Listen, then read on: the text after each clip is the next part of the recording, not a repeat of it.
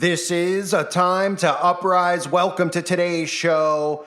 Obviously, I've been talking about the brain chip for quite some time. I've been talking about all of this gene editing that's going on and that they're obsessed with having occur to society, which, of course, we've heard all the rich and the elites talk about how it's going to change you, right?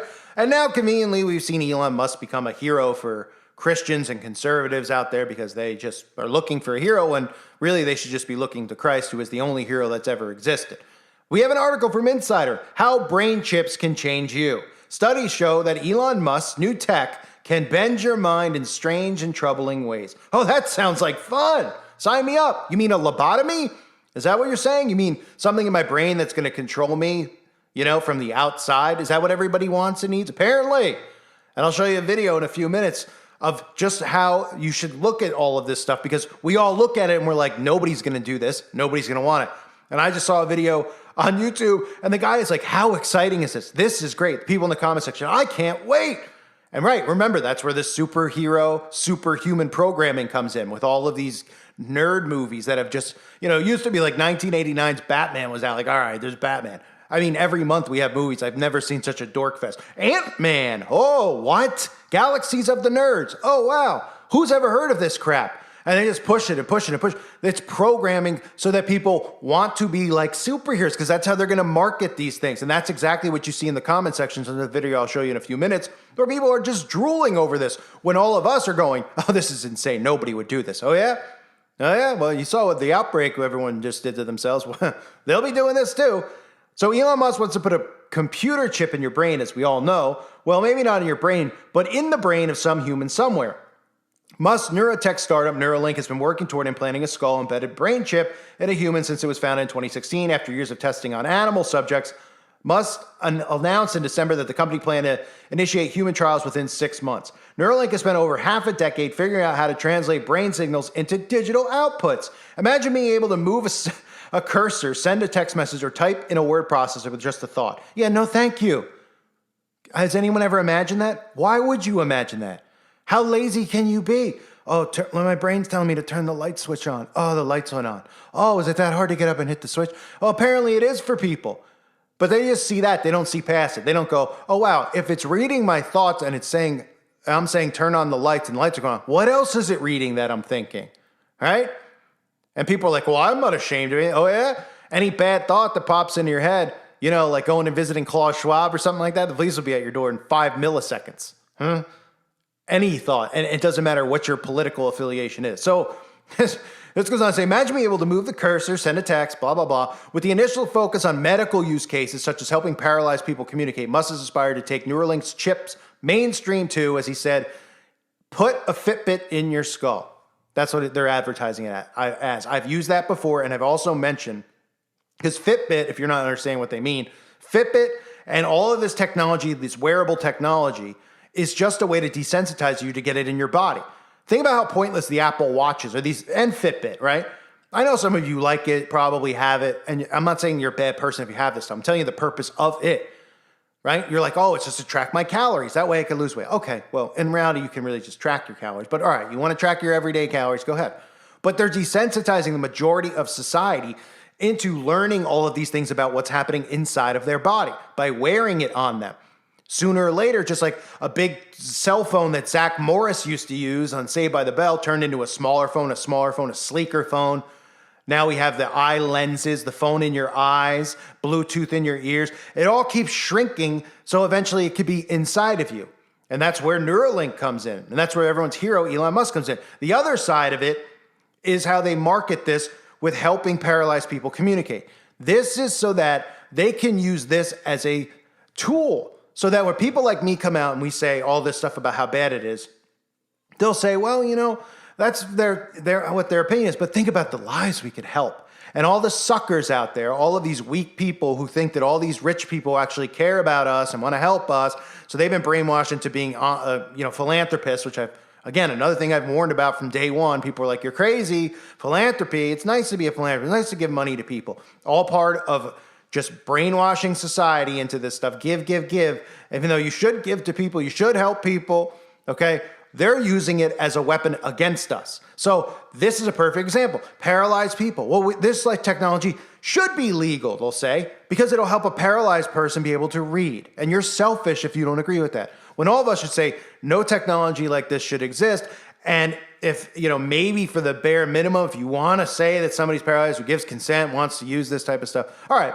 But this is the type of technology that's going to be normalized on people that don't even know what it's really being used for. The same people that put their dinners on social media. And you're saying, what does that mean? Well, people who are just giving all their information of their day-to-day life away to, quantum computers who are sucking up your info. And they're like, who cares if they know what I ate for dinner? Who cares if they know I took a dump 5 minutes ago? Who cares if they saw me picking my nose? Oh yeah, you will care eventually when you realize that they are. You're just telling yourself that they're not. They're sucking up your data. In reality, they've worked you into a frenzy, into sharing your life with the world. Nobody asked for it. Nobody really wants it. These people don't realize it. Like I said before, you see these people on Twitter, they tweet out things. Like a celebrity does, they tweet out. I mean, it's one of the things I like to look at because I laugh so hard. Like watching human behavior. Sometimes I go on Twitter just to see like that stuff. And like a celebrity will die, like say Priscilla Presley, right? People tweeting out about it like they knew her. They never knew her. And they give a statement like, my heart and prayers go out to Presley's family, or not Priscilla Presley, the daughter, whatever her name was. You get the point, right? So-and-so died. Oh, my thoughts and prayers. They give a PR statement. And then you see it's like 0 view comments, 0 hearts. Who are they talking to? Oh, they're talking to the algorithm. They're talking to AI. Because AI is monitoring your thoughts because you're giving them your thoughts. No one's asking for it. And you sound like a bigger robot than AI by tweeting that.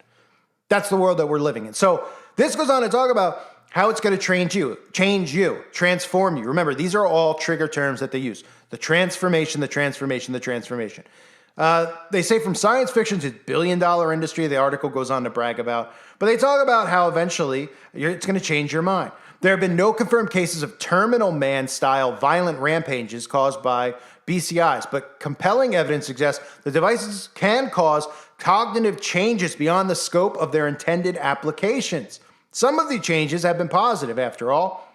BCIs are intended to change certain things about their users. That is a brain-computer interface, by the way. Sorry, I was saying it as if, I didn't really know what it was either, to be honest with you, but brain-computer interface. They're intended to change certain things about their users.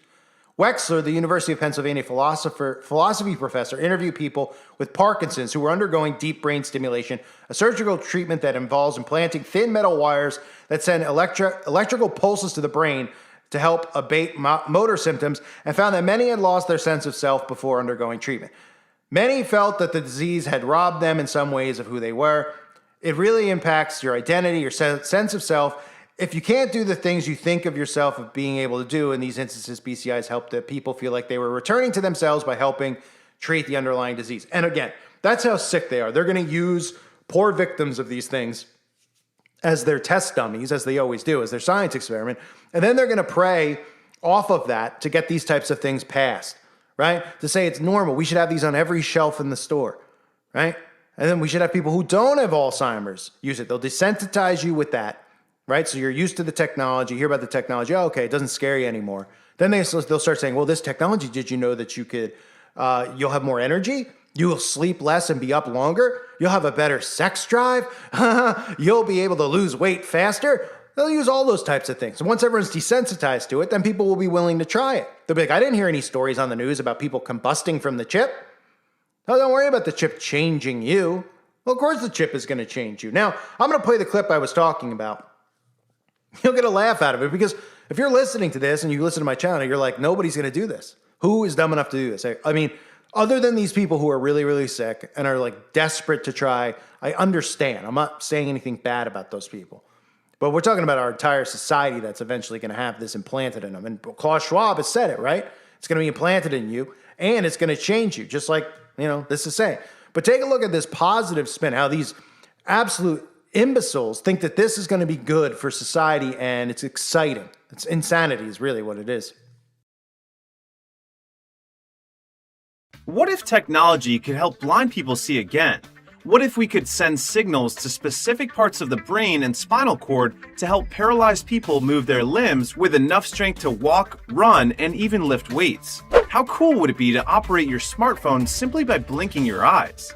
In this video, we will look at the exciting implantable chip being developed by Elon Musk's Neuralink and the crazy ways it can change your life. If you've ever fantasized about being a cyborg, this video will show you how that can be possible.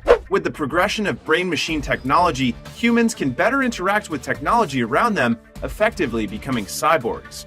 It sounds straight out of fiction, but it's real. In fact, with the vision of enabling people with paralysis to directly use their neural activity to operate computers and mobile devices with speed and ease, Neuralink plans to start testing their brain-machine interface technology on humans in 2023. How cool is that? A brain-machine interface, or BMI, refers to any device that enables us to control a machine using our brain. BMI is not a new concept. The National Science Foundation awarded a grant to University of California researcher Jacques Vidal in the 1970s to study BMIs. Vidal published a paper in 1973, which was the first appearance of BMIs in science literature. But what is the concept behind BMIs? You see, we have an abundance of neurons throughout our brains. These neurons are individual nerve cells joined to one another by dendrites and axons. Our neurons are actively engaged whenever we think, act, feel, or recall something. Scientists have several ways to measure the activity of neurons in the brain, but the most common of these methods are electroencephalograph, or EEG. The EEG is a group of electrodes attached to the scalp to read brain signals. However, because the skull restricts the electrical signals, a sizable portion of the signal coming out of our brain gets distorted. The essential working principle is the same regardless of where the electrodes are placed. They detect minute variations in voltage between neurons, and then the signal is amplified and filtered. Magnetic resonance image, or MRI. This is a large, intricate machine. Although MRI produces high-resolution images, we are unable to use them in permanent or semi-permanent ways. It was used by researchers to establish standards for a particular brain activity or to illustrate the location in the brain where electrodes should be inserted to test a particular function. There are many companies actively researching BMI technology, but perhaps the most notable of them is Neuralink. Neuralink Corporation was founded in 2016 by Elon Musk and a team of 7 scientists, including Max Hodak. Its present CEO is Jared Birchall. The earliest employees were professionals in fields including neuroscience, biochemistry, and robotics. In April 2017, Neuralink declared that its short-term goal was to create devices to treat severe brain disorders with the long-term objective of human improvement, sometimes known as transhumanism. Musk claimed that the science fiction concept of neural lace in the fictional world of Iain M. Banks' The Culture was a part of what sparked his interest in the subject. He also stated that the long-term goal was to create a symbiosis with artificial intelligence. The company has been developing a chip, N1, that would be implanted in the brain of humans to enable us to control technology with our minds. There have been multiple versions of the chip throughout its development stage. A previous version was a bean-shaped device that would sit behind the ear. However, the scientists were not pleased with the design. According to Musk, it was complex and you still wouldn't look totally normal, you would have a thing behind your ear. So we've simplified this to something that is about the size of a large coin, and it goes in your skull. This new version would sit on a coin-sized portion of the skull, making it physically unnoticeable. It can also be charged wirelessly, which is important because no one wants to sit for hours with a cable attached to the back of their head. Musk described the new version as kind of like a Fitbit in your skull with tiny wires. This prototype is called version 0.9. It is implanted into the brain with 1,024 tiny thread-like electrodes linked to it. The chip could make it possible for people with neurological disorders to operate electronic devices like computers or phones with their thoughts. In addition, Musk claims that it can treat neurological conditions like memory loss, hearing loss, blindness, paralysis, depression, and brain injury. The brain is a sensitive organ, and neurosurgeons must train for years to be able to safely perform surgeries on it. Neuralink wanted to greatly minimize the possibility of error in implementing the chip, so instead of human surgeons, they developed a surgical robot called R1. The R1 robot has been programmed to safely implant the chip into the brain. Both the R1 robot and the N1 chip were designed by US design studio Woke Studios. Neuralink presented the R1 together with the chip at their show and tell event on November 30th, 2022. Speaking on the R1, Musk said, "We ultimately want this robot to do essentially the entire surgery, so everything from incision, removing the skull, inserting electrodes, placing the device and then closing things up. We want to have a fully automated system. Without general anesthesia, the robot could attach the link in under an hour. The patient could leave the hospital on the same day. While human tests wouldn't start until later this year, Neuralink has been testing their chip on animals. In the show and tell event, Musk presented a group of pigs to the viewers. Every time an animal touched something with its snout, the implant transmitted live impulses from the animal's brain. One of the pigs received an implant 2 months prior, and another pig received 2 Neuralink implants, proving that you can have more than one chip in your head at once. A third pig was implant-free, but you couldn't tell the pigs apart just by looking. To demonstrate that the process is reversible without having any negative effects, Musk also displayed a pig that had a chip placed into its brain in the past, but Neuralink subsequently had it removed. Companies plan to use BMI to achieve great feats in the future. Some of these include helping people with disorders of consciousness, such as people in a coma or a vegetative state, helping neurosurgeons identify functional parts of their patients' brains when performing surgeries, and helping people who have lost the ability to move certain parts of their body recover their motor skills. Neuralink is no different from the other big dreamers in the largely uncharted territory of BMIs. They have already applied for permission from the Food and Drug Administration to start conducting human clinical studies for their implant. These trials could start sometime in 2023. According to Musk, one of the first practical uses for Neuralink's device might be to help blind individuals regain their vision or paralyzed people regain their ability to move. He further claimed that the early applications of this technology would enable a person who is paralyzed to communicate with a computer by using brain impulses to control the mouse and type. Similar to its past show and tell presentations, last year's event was primarily intended to be a recruitment drive. Musk stated that he is now looking for a variety of positions as it moves from concept to product. To attract new members of staff, Musk claimed that Neuralink doesn't require knowledge of biology or how the brain functions because many of the same abilities that are required to make a smartwatch or modern phone operate are really required to make Neuralink work. With the great promises of Neuralink and other BMI research companies, it is no surprise that some naysayers are speaking against the concept and the negative effects it can have on humans. These are not just negative propaganda, but they could be genuine concerns for when BMI tech like Neuralink's N1 chip hits the market. Some of the issues being considered are: experts praise the chip's wireless design as being beneficial for animal testing. However, as soon as the testing involved monkeys, complaints of animal mistreatment started to surface. According to the American Animal Rights Organization Physicians Committee for Responsible Medicine, PCRM, only 7 of the 23 monkeys owned by Neuralink have made it through the testing procedure. As of February 2022, PCRM officially complained about Neuralink to the U.S. Department of Agriculture for mistreating animals and conducting intrusive testing. However, Neuralink has denied these accusations and maintains that it treats the animals it works with humanely. Neuralink promises that its chip can trigger activity in parts of the brain, such as the parts responsible for sight and movement of the body. This could be effective for persons recuperating from mental health disorders without the need for counseling or medication. But the chip could also be capable of triggering activity in the part of the brain responsible for violence and aggression. This means people could start fights in a situation that normally wouldn't trigger any form of violence. Imagine being able to master certain skills in football by stimulating parts of the brain. How about using the chip to study for an exam and remembering more than you normally would? These could be possible in the long run with the help of BMI devices. This sounds fantastic, but then you consider the price. According to Elon Musk, the price would start high, then reduce until it's only a few $1,000s. But even at the low price, only the rich would be able to afford one. This means that the rich would potentially get smarter and stronger than the poor and the average earners. This might sound ridiculous to you or perhaps a great plot for sci-fi stories, but there is the danger that the Neuralink chips could be hacked, giving the hacker access to our brains. The primary benefit of Neuralink's technology is the capacity to control objects with your mind. But this may be dangerous because hackers can use it to convince people to transfer funds or perhaps make them vote for the hacker's preferred candidate in an election. According to Musk, there would also be a Neuralink app. What would happen if a person downloaded a copycat app? While it could give hope to the blind or paralyzed, Neuralink's BMI implant may be dangerous if the researchers and users are not careful. How eager are you to get a cool new N1 chip attached to your brain?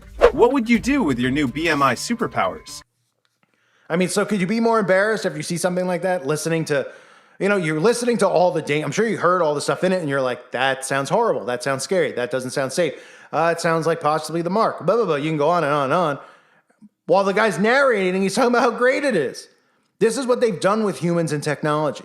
They're in love with it. Literally. People are more obsessed with their technology and more in love with their technology than they are with fellow humans. Now, you might say, that sounds crazy. They're not doing this. Well, think about how people react when their phone gets dropped in the toilet or their power is out and they can't go on their internet or whatever.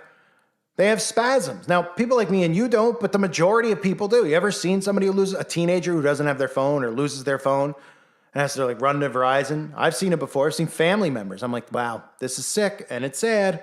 And this is the world that we're living in. Because they care more. They don't realize like that they love their technology more than their sister, brother, boyfriend, girlfriend.